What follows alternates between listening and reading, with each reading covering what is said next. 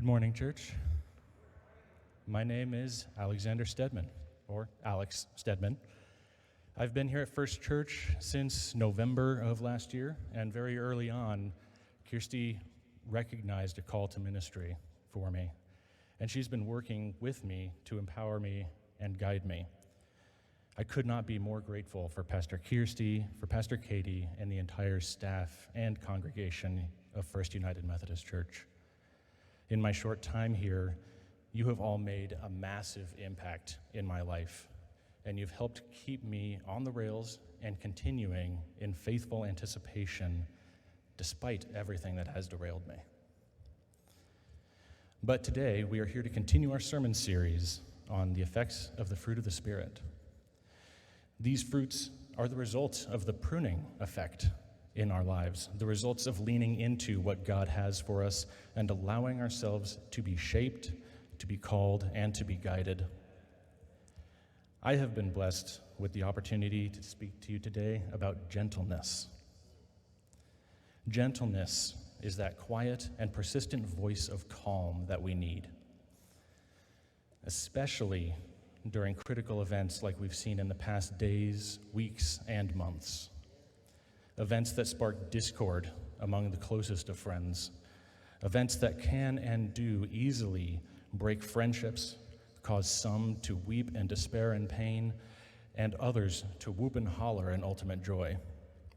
Events that still, with almost 250 years of history, cause many of us to feel that the promises made to us by those we've chosen to represent us and care for us have fallen flat and even betrayed us. Events that lead us to painful arguments of who's right and who's wrong, and refuse to acknowledge any idea of a middle ground, as if we know all the answers ourselves. All of us have opinions, and that's a great thing. But what happens when our opinion clashes with somebody else's? How many of you have ever gotten into a political, economic, or religious argument with anyone in your life at any point? I fully expect to see every single hand in the air. Many of those arguments may well have been in the past, maybe even the distant past. Maybe we've worked through them, maybe we haven't, and maybe we just don't talk to those people anymore. But over the last 2 years, we've spent that time in relative isolation from each other. During these quarantine times, which was a term that my wife Amy coined, we unknowingly adjusted to being by ourselves and worrying about how to get through each day. It pulled us into ourselves and locked us out from our friendships and from our relationships. But all this leads us to now, the new normal. We're still trying to figure out how to interact with people again in a unified way that involves more than just what happens in our own spaces. As a result, there's an increase in anger, an increase in conflict. Yelling matches between people who used to be close, or over anything, over everything. And how are we supposed to be gentle in a world that seems completely hell-bent on making sure that we lose? Even though it still doesn't seem like it makes sense, we are called to gentleness. Church, we are called to actively involve ourselves in each other's lives. We are called to do this despite any differences we may have. We are called to it even if we know in the very core of our being that it's going to be rejected. We are called to bear each other's burdens in this way, to treat each other with gentleness, holding each other so that we don't break under the weight of the world, strengthening each other to withstand the onslaught of reality.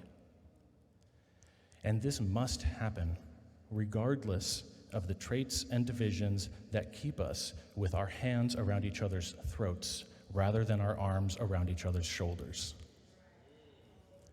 Where there is conflict, where there is pain, where there is division and fights and arguments, there is where we are called to hold each other with gentleness. But what even is this? What is this gentleness thing? How does this work? Let's explore this together a little bit.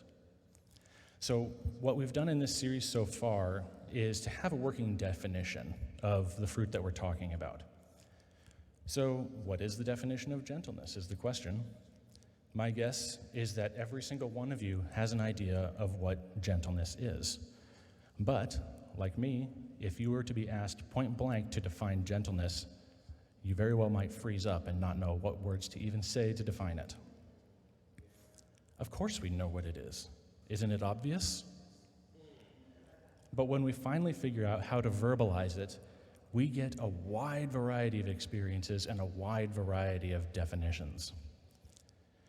Now, our Wednesday classes here at First are a critical part of our sermon development and a critical part of developing solid and good relationships with each other. So on Wednesday, when I asked the class, what does gentleness mean? It wasn't that I didn't know the definition or that I didn't know what it was. It was the fact that I needed the input of this community. I needed to see the breadth of experience that I personally did not have.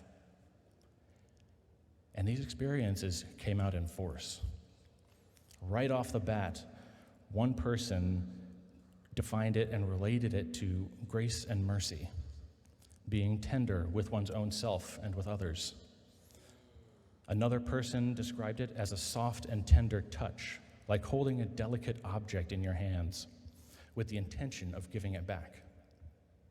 This prompted a third person to pop out the phrase, handle with care. Handle with care. 3 words. 3 simple words, but they do an amazing amount of work. There is way more under the surface of those 3 words. This phrase, handle with care, tells you that something fragile or delicate is involved, that it's something important, that it has a large amount of inherent worth and value, that something is good, that something is meant to be cared for, and that something has to be a priority. It implies that the one who is doing the handling has an amount of power and responsibility to a point where mishandling it could break it. Now, I don't know about you, but I am not very strong. I'm pretty weak. Now, I can break some pasta in half when I'm making dinner, but ask me to take a crescent wrench and bend it in half, that is not going to happen. It's never going to happen. Still, with the small amount of strength that I do have, if I handle it wrong, would it be incredibly easy to break a porcelain vase, a light bulb, a crystal glass, a wilting flower that needs water? What about a person's spirit? What about a person's soul? In the book of James in the New Testament, the author there goes into great detail about how strong our tongues and our words are. Strong like a rudder, a small piece that can turn a massive ship. Strong like a spark, which, as we have seen far too many times in the past years, can cause massive devastation. Handle with care. We have strength that we don't realize, and we have power that we do not realize. And with this power and strength comes great responsibility. In our gospel reading today, we can see the gentleness effect in play, and to be completely honest with you, there are parts of it that are very, very easy to miss. When reading through it, there's a key phrase that is so short and so meaningful, again with the 3 simple words. It's so easy to gloss over, but it changes everything and reveals everything. It's the phrase, yet know this. And the key word of that, yet. But, still. What is going on here? What is that phrase doing? So in this lesson, Jesus is telling his followers, now keep in mind, church, that this is us. He's telling his followers, we are his followers. He's talking to us, how to go into the world and share this good news. He's calling us to go out and use our gifts, our goodness, our imago Dei, our prayers, presence, service, gifts, and witness to lift each other up, not tear each other down. He's telling them that when they go, they will inevitably face conflict. And when they face that conflict, let those people be who they want to be. Don't fight back. Don't try to change them. Let them be where they are. Leave if you must. Kick the dirt of their town off your boots if you must. But under any circumstance, make sure that they know the kingdom of God is here for them. That the church is here for them. That we here at First United Methodist Church in Lincoln, Nebraska are a place where those who are struggling can go for hope and for help. That our doors are always open. That our tables always have food for them. And that our shoulders are always available to help carry the load. This is gentleness, church, to be ready to carry the load for anyone and everyone that needs it. Now, we all have different gifts, different ways to work within our community to do this. And this is why we have this Class 301 that we do, to help identify the gifts that we do have and how we can use them to do gentleness in our community, to help build our church to be a presence and force for gentleness. And Jesus himself talks about this in the book of Luke. Now, of course, with Jesus, most everything came in the form of a story, because Jesus was a great storyteller, and stories are great ways to communicate. So let's take a look at one of his stories here real quick. So imagine there's a very rich man, owns a big house, has a big table. He wants to have a banquet, and he has so much food and space that he wants to share it with everyone in town. So he sends out his invites to a ton of his neighbors, and when the time comes, all of his neighbors start giving excuses. Oh, I can't go. My son just got married. Oh, I can't go. I just got this new tractor. I want to try it out. All of these neighbors are giving these excuses why they can't go to this man's feast. Yeah, he gets angry. All these people just ignored his invitation. But he did not rescind the invitation. The invitation was still open. They were still invited and still welcome to the table if they decided to come back. But the man then tells his servant to go into the city streets and round up everyone he can. Everyone. Even the despised, the spit upon, the hated, the reviled. Those whose society was totally fine with ignoring and abandoning to their fate. And this wasn't abnormal for the time to have these groups of people abandoned and left alone in the streets. The poor, the lame, the blind, the crippled, the widows, the orphans were all abandoned and ignored, and this was the station that was normal for them. This is what was expected. Nobody would have blinked an eye to see this. And yet this man still elevated all of them and invited them to the same party to sit at the same table with all of the well-to-do people and all the rich people and all the people who had all their stuff together. They all come, and there's still more room at the table. The point here is that this man wanted to treat everyone with an equal level of mercy, care, and support. This is gentleness. Everyone was invited to it, from all different walks of life, from completely opposite points of view. All were treated with dignity, with respect, and with care. Now, our first lesson today from the book of Galatians pretty clearly describes what we're called to as well. It starts with the word gentleness right there in the first verse, and the rest of it goes on to describe the how and the why. This lesson specifically calls us to bear each other's burdens, even though we all have burdens that we have to bear for ourselves. It calls us to work for the good of all, especially those in the family of faith, for the good of all. It's easy to work for the good of those in the family of faith. That's us here. That's this congregation. That is this church.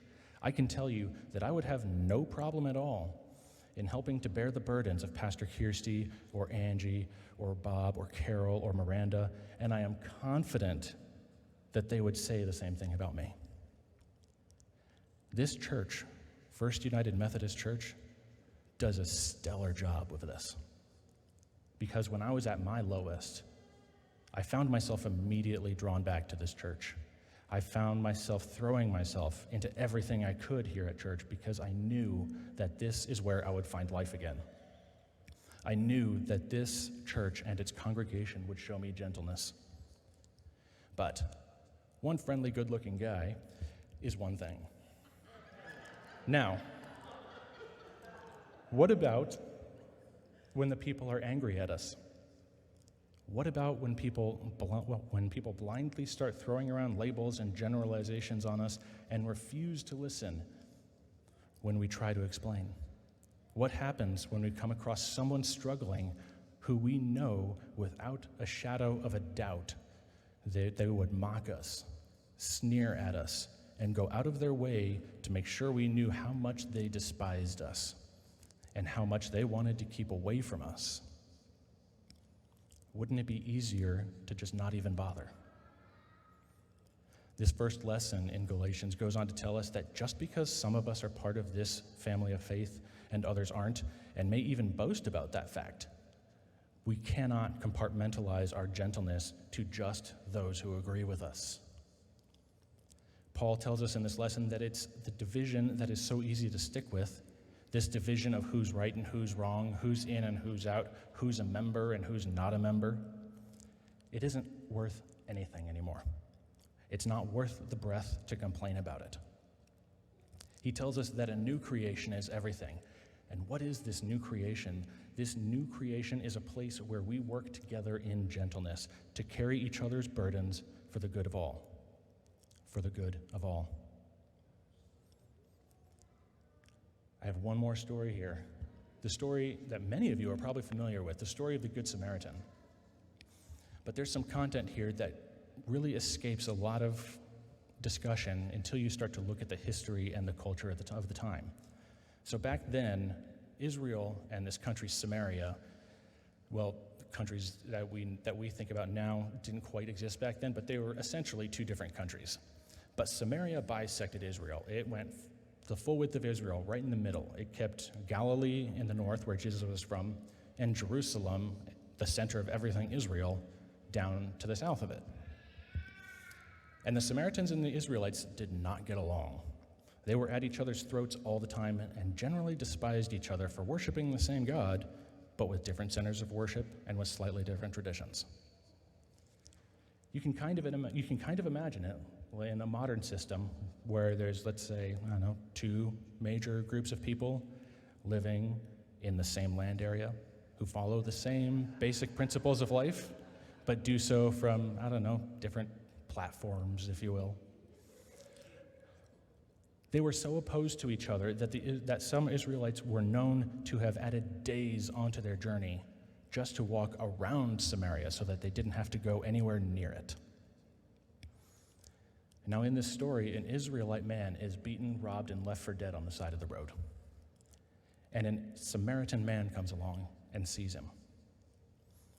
Now, in today's world, there'd be a decent chance that the average person would take some photos, take a video, post it online, saying things like, serves them right, or they shouldn't have done something to make that other guy angry enough to beat him up. This is the kind of vitriol that existed between the Israelites and the Samaritans. But this doesn't happen in this story.